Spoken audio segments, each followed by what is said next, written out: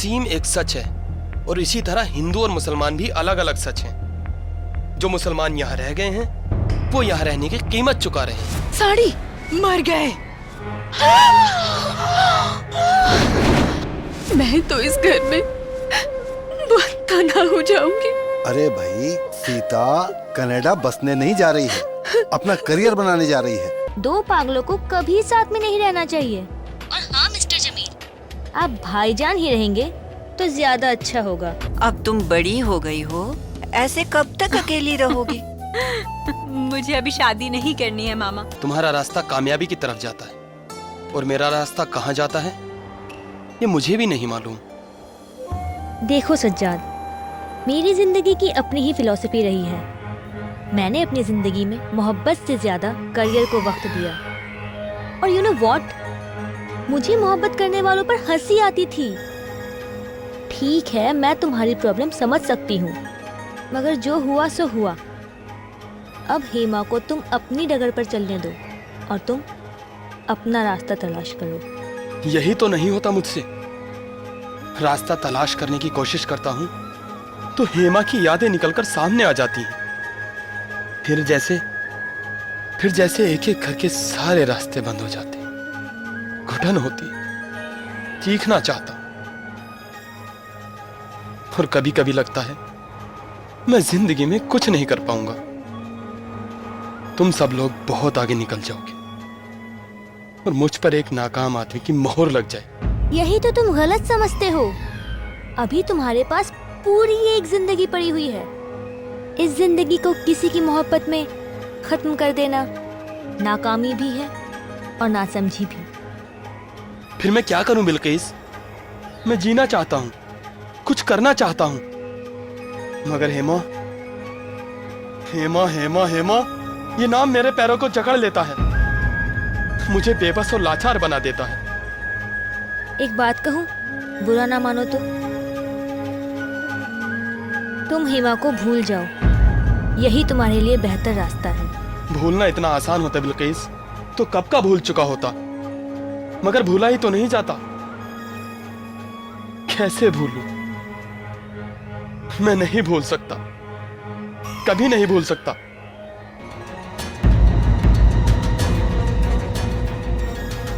Hi, meet my friend Arvind.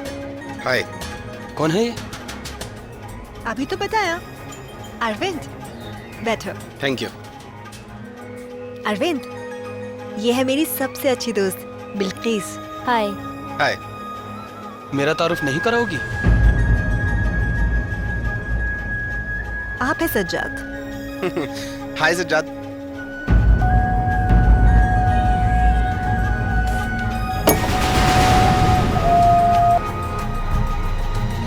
इसे क्या हुआ? कुछ बीमारियों के नाम नहीं होते। 3 कॉफी।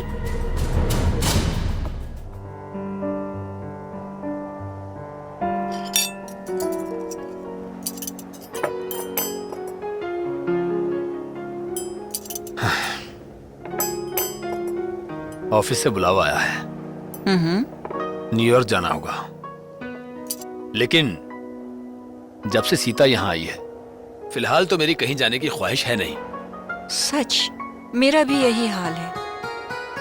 बच्चों के आने से पूरी दुनिया बदल सी जाती है। इस बात का एहसास अब मुझे बड़ी शिद्दत से हो रहा है। अरे ये सीता कहाँ रह गई? जरा आवाज तो दो उसे। सीता! सीता, बेटा खाना लग गया, कहाँ हो? आई मामी। सॉरी मामी, कपड़े बदलने में देर हो गई। ओह वाह, आज मेरी बेटी बड़ी खुश नजर आ रही है। क्या बात है भाई? अरे ये क्या, अब तुमने मेरी बिटिया को नजर लगाना भी शुरू कर दिया। भगवान न करे उसे किसी की बुरी नजर लगे। अच्छा सीता बताओ, क्या खास बात है? आप गेस कीजिए मामा। किसी से दोस्ती हुई है? नहीं। तो फिर दिल्ली से किसी दोस्त का फोन आया होगा? नहीं मामा। अच्छा मामी, अब आप गेस कीजिए। अरे भाई, मेरे लिए तो ये काफी है कि मेरी बेटी खुश है और ग्लो कर रही है। अरे अब तो बता दो क्या बात है। आप दोनों की दुआ काम आ गई। आज ही खत आया है कि अमेरिकन यूनिवर्सिटी ने मेरी फेलोशिप मंजूर करनी है। कॉन्ग्रेचुलेशंस। ये तो बड़ी खुशी की बात है। ये तो होना ही था। Thank you. लीजिए मामी। तुम भी तो खाओ। मामा। आहा, लो बिटिया। जी। पर ये बताओ, क्या तुम हमको छोड़कर अमेरिका चली जाओगी? अमेरिका तो जाना ही होगा। हाँ मामी, अमेरिका तो जाना ही होगा। दिल्ली से कनाडा, कनाडा से अमेरिका, ऐसा लगता है जैसे भगवान ने पाँव में सफर की घुंघरू बांध दिए हैं। लेकिन सच, मैं आप दोनों को बहुत मिस करूंगी। हम भी तुम्हें बहुत मिस करेंगे। लेकिन देखो, खाना ठंडा हो रहा है, चलो खाना लेते हैं। जी। लीजिए मामा, गर्मा गर्म रोटी। लाओ।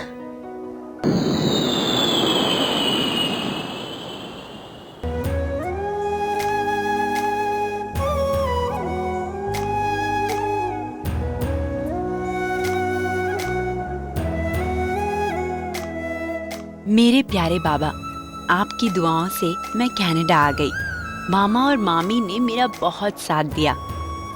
ऐसे मामा और मामी हो तो जिंदगी के रास्ते खुद ब खुद आसान होते चले जाते हैं। उनकी मेहनत से मुझे फेलोशिप मिल गई और अब मैं कोलंबिया आ गई हूँ। बाबा, अब सोचती हूँ ये दुनिया अचानक कितनी बदल जाती है। आप लोगों को बहुत मिस करती हूँ। दिल्ली की बहुत याद आती है बाबा। रामशरण के बारे में सुनकर अच्छा लगता है। दिल्ली से मेरी सहेलियों के खत भी आते रहते हैं। सब अपनी अपनी मंजिलों की तरफ भागते चले जा रहे हैं। बाबा, अच्छा लगता है जब सुनती हूँ कि हेमा IAS बन गई, एक मराठी लड़के से शादी भी कर ली।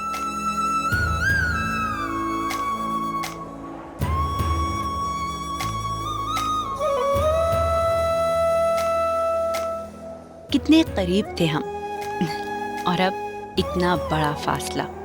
मैं उसकी शादी में भी नहीं जा सकी। बिल्किस थिएटर की दुनिया में नाम रोशन कर रही है। दोनों बहनों की पढ़ाई अच्छी चल रही है।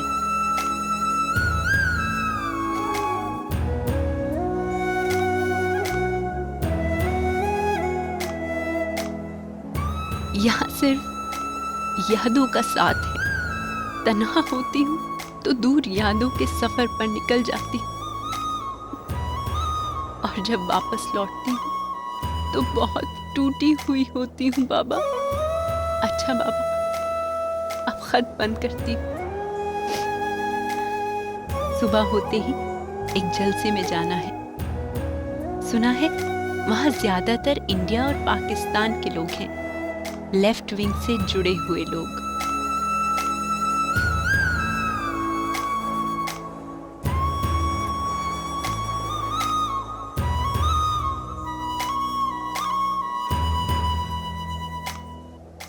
यहाँ आते ही मुझे बहुत सारी बातों का इल्म हो गया था। यही जमील से मेरी पहली मुलाकात हुई थी, वो भी सुर्खों के जलसे में। सुर्खों यानी कम्युनिस्ट। ग्रांच विलेज में काफी लेफ्ट विंग ग्रुप थे, जिनमें ज्यादातर यहूदी, नीग्रो और थोड़े से हिंदुस्तानी शामिल थे। जमील उसी साल UNO में मुलाजिम होकर वहाँ आए थे। जमील की तरफ मैं पहली बार में ही खिंची चली गई और फिर आहिस्ता आहिस्ता उनके अपार्टमेंट भी जाने लगी। उसे हमने बहुत ढूंढा न पाया, उसे हमने बहुत ढूंढा न पाया, अगर पाया तो खोज अपना न पाया। जिस इंसान को सगे दुनिया न पाया, फरिश्तों का भी हमसाया न पाया। मुकद्दर ही अगर सूदो जिया है, मुकद्दर ही अगर सूदो जिया है, तो हमने कुछ यहाँ खोया न पाया।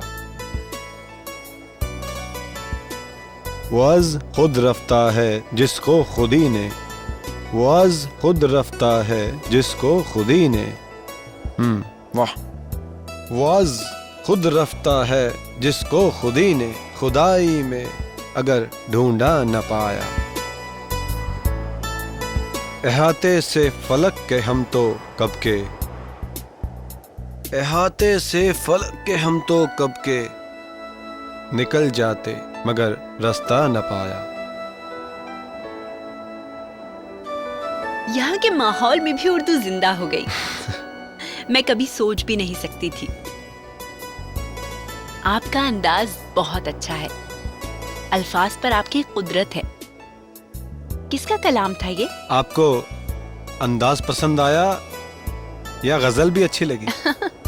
दोनों, गजल की भी कायल हो गई और अंदाज की भी। कहते हैं कि अगर अच्छा ख्याल और अंदाज दोनों मिल जाएं, तो नशा दोबाला हो जाता है। मैं इंडियन क्लासिक्स का फैन हूँ। गालिब भी मुझे पसंद है और नासिक और ज़ौक़ का भी शदाई हूँ। वैसे अभी जो मैं गजल पढ़ रहा था वो अशार मोहम्मद इब्राहिम ज़ौक़ की थी। इन वादियों में मैं अक्सर खो जाता हूँ तो ये अशार ही मेरा सहारा बनते हैं। इन अशार में एक पूरी दुनिया आबाद है। जब आप शेर गुनगुनाते हैं तो तन्हाई का ख्याल तक गुम हो जाता है। एक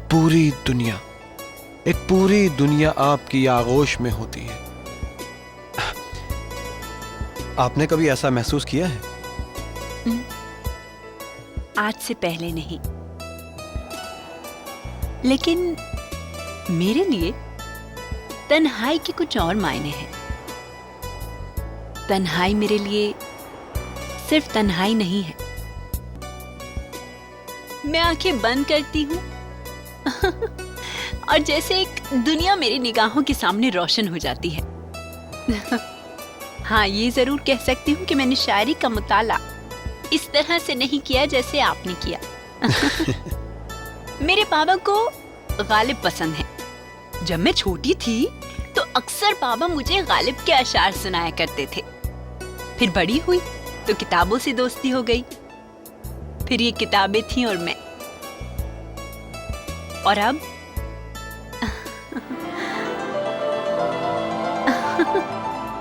किताबों से बढ़कर कोई दोस्त नहीं होता। शायद इसीलिए वो लोग मुझे पसंद नहीं आते। किताबें जिनकी दोस्त ना हो, गालिब हो, कबीर साहब या कालिदास, अपनी तहजीब, अपने कल्चर को जानना मुझे अच्छा लगता है। और आप? मेरी दिलचस्पी तारीख और फलसफे में है। हाँ, अगर थक जाती हूँ तो अदब की आगोश में सहारा लेती हूँ। अच्छा, मैं चलती हूँ, देर हो रही है।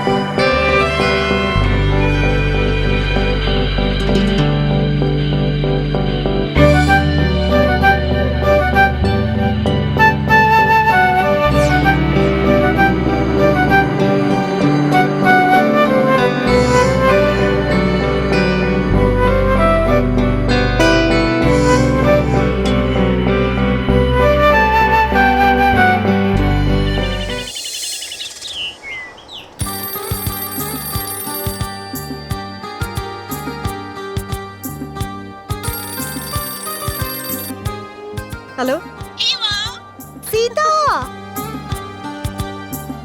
मेरी शादी में क्यों नहीं आई?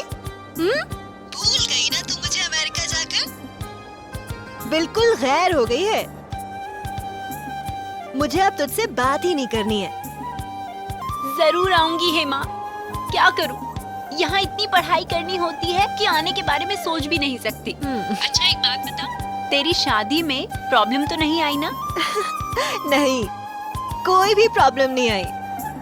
हाँ, छोटी मोटी बातें तो होती रहती हैं और उन्हें टैकल करना होता है।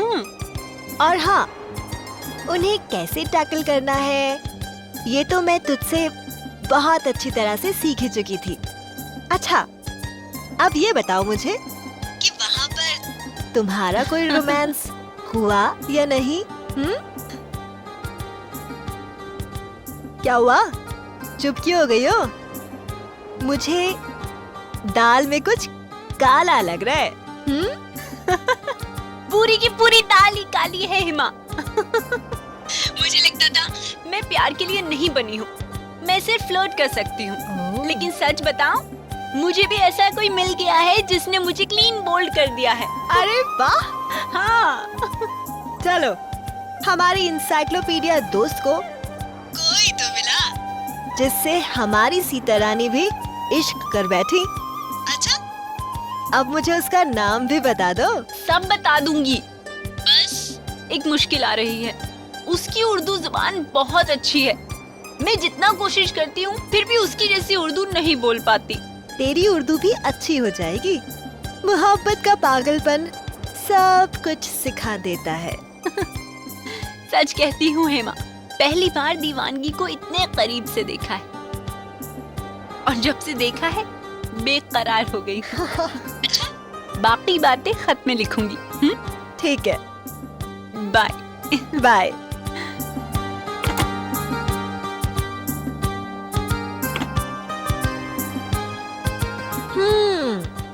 ये खबर तो बिल्किस को बतानी चाहिए।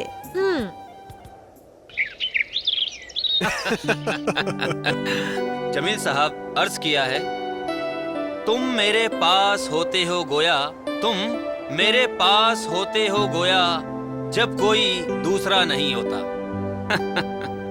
कमबख्त, उर्दू शायरी का भी जवाब नहीं। एहसास और जज्बात की जो अदायगी उर्दू शायरी में देखने को मिलती है, वो किसी और जुबान में देखने को नहीं मिलती। बिल्कुल सही कहते हैं आप। अब मोमिन का ये शेर सुनिए। दिन भी दराज, दिन भी दराज, रात भी क्यों है फिराके यार, काहे से फर्क आ गया गर्दिशे रोजगार में। वाह, कैफियत का शेर है साहब। मैं तो कहता हूँ कि मीर व गालिब की अपनी अपनी जगह है। मोमिन कैफियत के शायर हैं, आप पढ़ते हैं तो वज्द तारी हो जाता है, बेखुदी छा जाती है। मोमिन वैसे मुझे खुद भी बहुत पसंद है, गालिब को भी मोमिन बहुत पसंद है, तभी तो उनके एक शेर के जवाब में गालिब को कहना पड़ा, मुझे ये शेर दे दो और मेरा पूरा दीवान ले जाओ। वाह, वो जमाना भी क्या खूब रहा होगा। कभी कभी सोचता हूं वो जमाना मुझे क्यों नहीं मिला। गालिब वो मीर, दोनों का साथ होता तो जिंदगी का नशा ही कुछ और होता। बहुत खूब साहब। इनसे मिलिए, यह है सीता मीरचंदानी। आदाब। आदाब। माशाअल्लाह, बहुत खूबसूरत नाम है। नाम में भी असर है। मैं चाहता हूं इनकी उर्दू सीखने में आप इनकी मदद कीजिए। और सीता की उर्दू भी बहुत अच्छी है, लेकिन ये मानने को तैयार ही नहीं। नहीं खेल है दाग यारों से कह दो, नहीं खेल है दाग यारों से कह दो कि आती है उर्दू जुबान आते आते। बहुत सही फरमाया आपने। मैं जमील से यही कहती हूँ कि उर्दू जुबान तो एक समुद्र है, इसे जानना और सीखना अच्छा लगता है। उर्दू है जिसका नाम हम ही जानते हैं दाग, उर्दू है जिसका नाम हम ही जानते हैं दाग, सारे जहां में धूम हमारी जुबान की है। भाई, इससे अच्छी बात और क्या होगी कि दयारे गैर में भी इस जुबान के चाहने वाले मिल गए। बताइए, ये सिलसिला कब से शुरू किया जाए? सिलसिला तो शुरू हो ही गया। आपने अशार के जादू जगाए। उर्दू सीखना और क्या होता है। वल्लाह, मजा आ गया, बहुत खूब। वैसे मैं चाहता हूं कि आप इन्हें मशवरा दीजिए कि उर्दू क्लासेस में इन्हें क्या पढ़ना चाहिए। मैं अभी कॉपी पेन लेकर आती हूँ।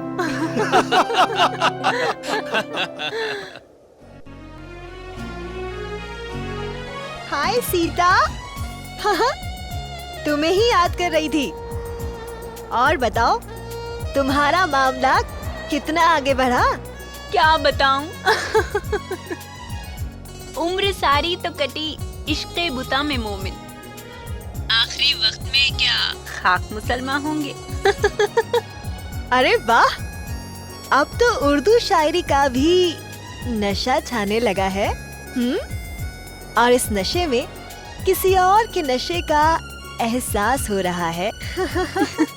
ये तो है, कहते हैं नशा नशे को खींचता है। Hema Hema Hema, I am in love darling. हाँ। जमील इस दुनिया से बहुत अलग है। मैंने जमील जैसा इंसान नहीं देखा। मैं जिस इंसान का तस्वुर अपनी जिंदगी में करती थी वो सिर्फ जमील है। आई एम इन लव यार। मैं इन दिनों पूरी तरह पागल हो चुकी हूँ, जमील के नशे में बेहद डूब चुकी हूँ। एंड यू नो हेमा, जल्द ही मैं और जमील शादी करने वाले हैं।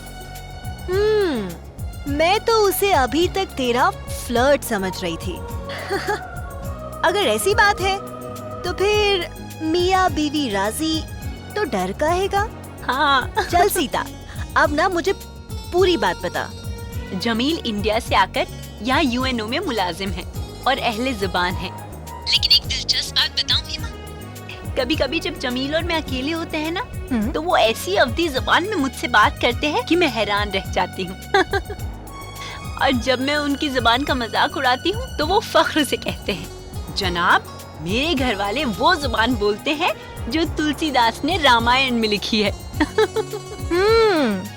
अब समझ में आया, ये कोई ऐसा वैसा मामला नहीं है। इसका मतलब हमारी सीता मीर चंदानी को अपने मेयार के मुताबिक कोई मिल गया है। उनका मेयार मेरे मेयार से कहीं बुलंद है। मैं पागल हो गई हूँ हेमा, और अब तो मैं अपने हॉस्टल के कैंपस से सीधा उनके अपार्टमेंट चली जाती हूँ। और अब तो मैंने उर्दू जुबान भी पढ़ना शुरू कर दी है। हाय रे मोहब्बत। इसे कहते हैं मोहब्बत, जो ना चाहे वो सिखा दे। पता है, अब तो ना मुझे तुम पर रहम आ रहा है। मुझ पर रहम करने की कोई जरूरत नहीं है। रहम करना तो अपने मराठी पर करना। और हाँ, उसे ज्यादा सताना नहीं। अच्छा सुन, मुझे पहली बार एहसास हुआ है कि सिंधी और मुसलमानों का कल्चर कितना एक है। और पता है, उर्दू और सिंधी की स्क्रिप्ट भी एक है। हाँ भाई, अब तो तुम्हें सारी दुनिया एक ही नजर आएगी। मोहब्बत का यही तो कारनामा है।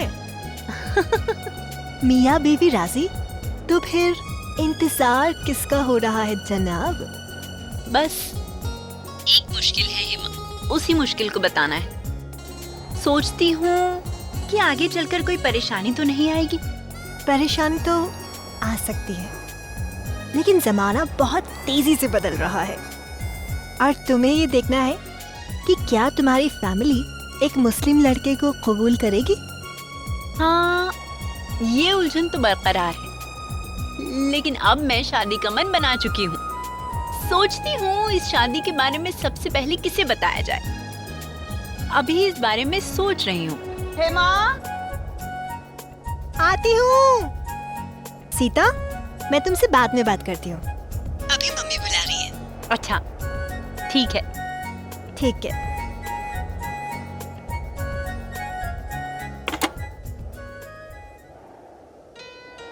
तेरे शबो रोज की और हकीकत है क्या? तेरे शबो रोज की और हकीकत है क्या? एक जमाने की रो जिसमें न दिन है न रात। एक जमाने की रो जिसमें न दिन है न रात।